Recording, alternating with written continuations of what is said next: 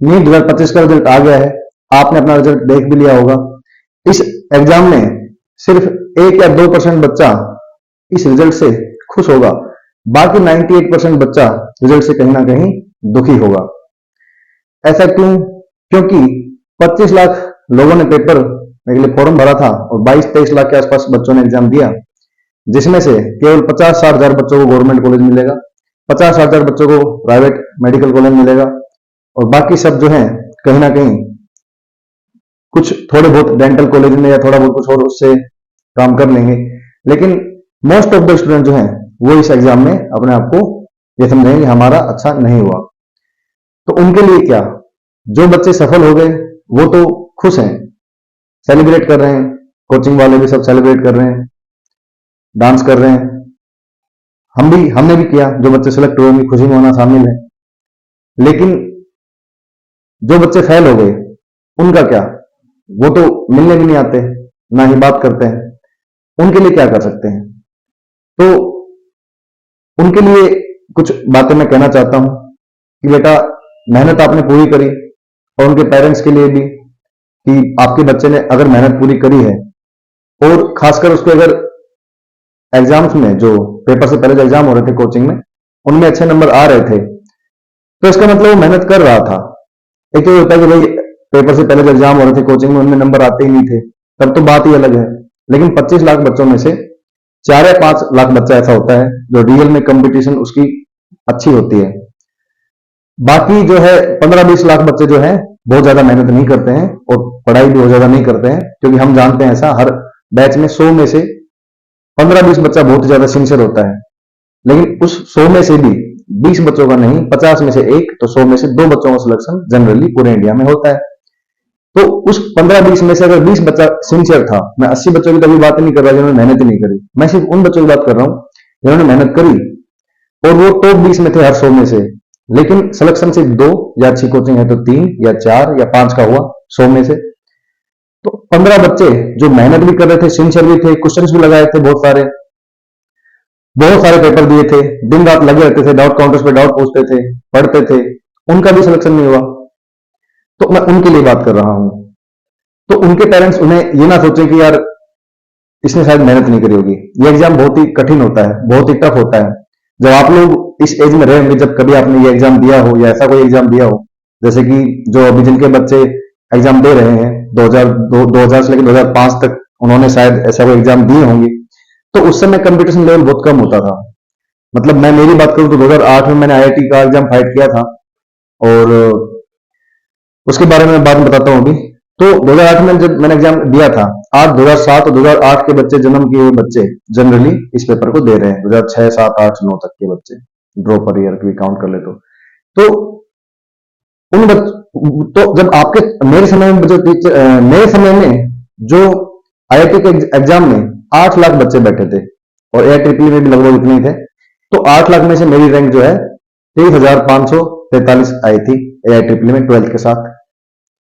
तो कहीं ना कहीं मेरे लिए वो एक फेलियर ही था, क्योंकि मुझे उससे कोई बहुत अच्छा एनआईटी नहीं मिल रहा था।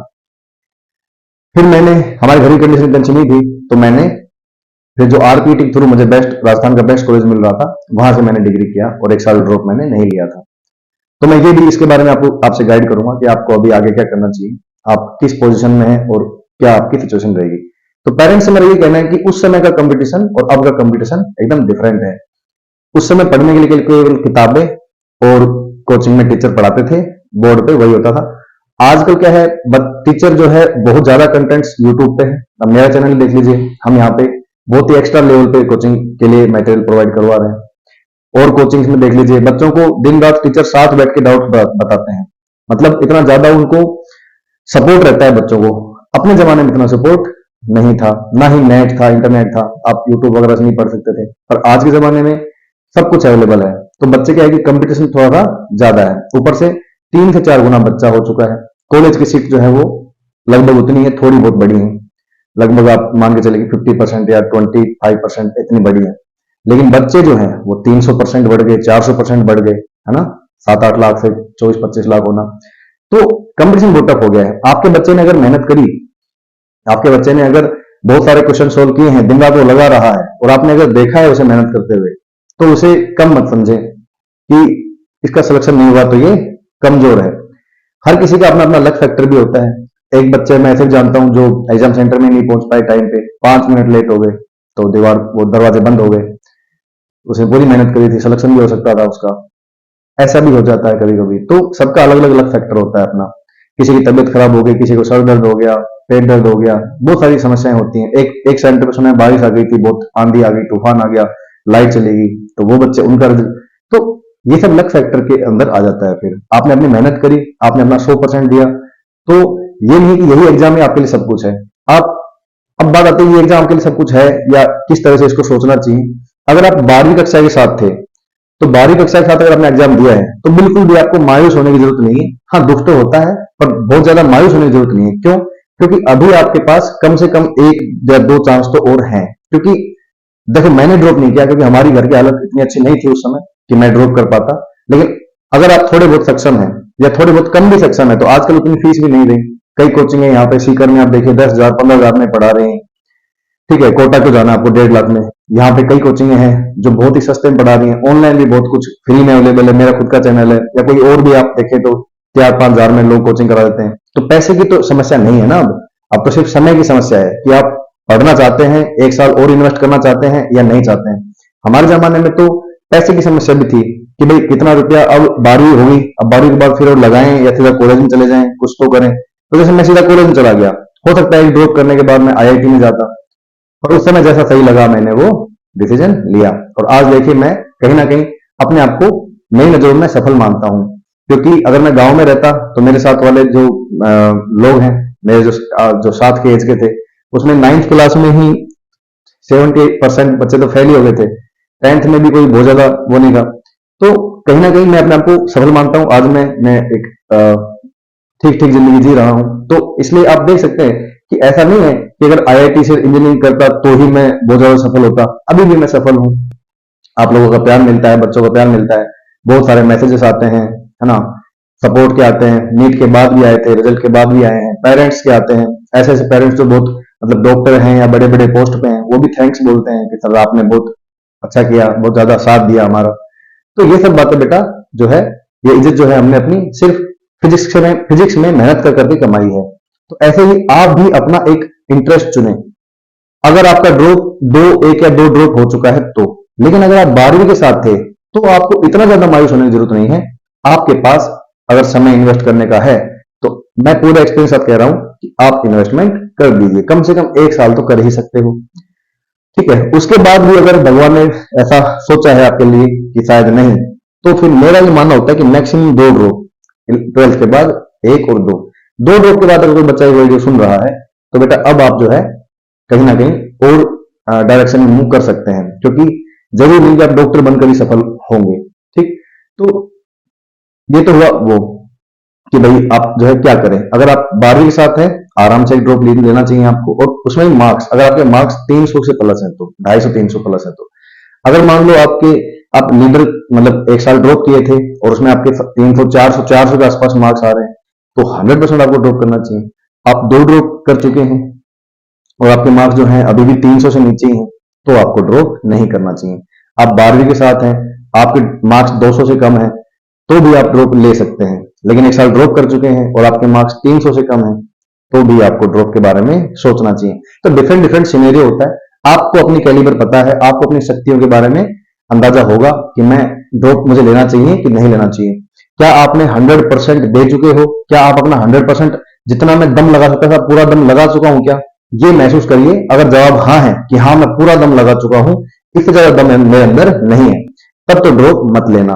और अगर आपको लगता है कि यार कमी थी कहीं ना कहीं, 12वीं एग्जाम में 1 महीना मेरा खर्च हो गया था, 1 डेढ़ महीना 12वीं एग्जाम की वजह से खर्च हो जाता है, तो अगर मैं पूरे ड्रॉप के साथ ड्रॉप ईयर में पूरा एक साथ ही मेहनत करूंगा और फुल एफर्ट लगा दूंगा तो शायद मेरा सिलेक्शन हो सकता है। तो बेटा जो बच्चे फेल हो गए हैं, मायूस ना हो। सब सब लोग आपके साथ हैं, हमारी पूरी टीम आपके साथ है, मैं आपके साथ हूं।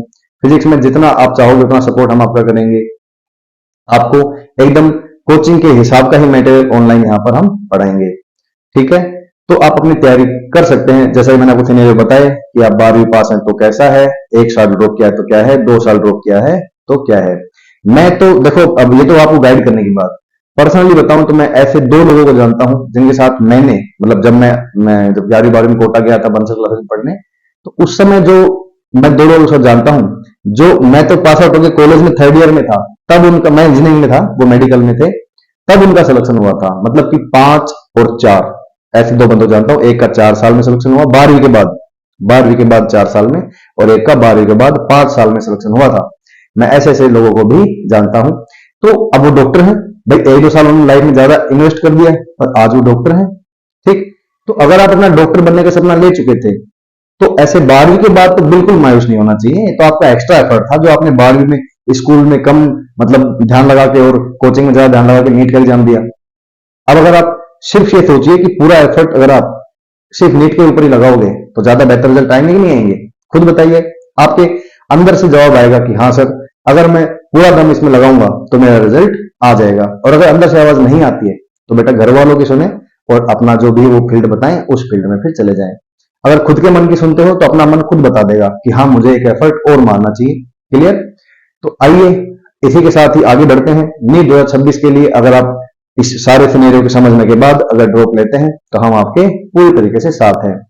इसी बातों के साथ हमारी शुभकामनाएं आपके साथ, और नीट जेईई मास्टर क्लास देखते रहिए। बाय।